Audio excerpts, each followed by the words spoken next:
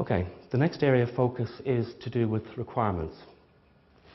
Now, documenting requirements can be quite a tedious task. It's an important task, one that takes some time, and those requirements not only reflect how you currently do things, but it should also reflect how you want to do things in the future. So it should contain an element of process redesign, although you may not have developed those processes in great detail at the start of the process.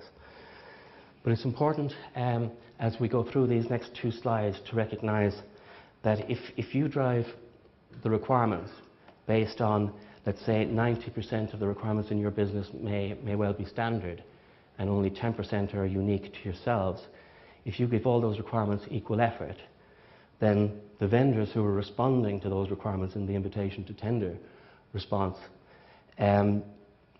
will mirror what you're doing. So what you'll find is that you'll probably have a response from the vendors that are putting 80% of the effort into the broad requirements, and only about 20% of the vendors' efforts is going into the things which are actually extremely important to yourselves, the things that are maybe unique to yourselves or quite challenging, or indeed the things that are going to deliver the benefits in the future.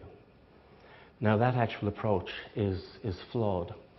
So what we would recommend is that in relation to the same starting point, where again 90% let's say is standard, while you're developing your requirements, actually put the best part of 90% of your effort and attention into those few things that are different, on the basis that the standard things will sort themselves out, they'll come out in the wash, but devote your attention to the things that are unique, possibly challenging, and the things that are going to deliver those business benefits to you. And the vendors will always respond to that because you're guiding the process, and they'll also focus their attention on the things that are really important.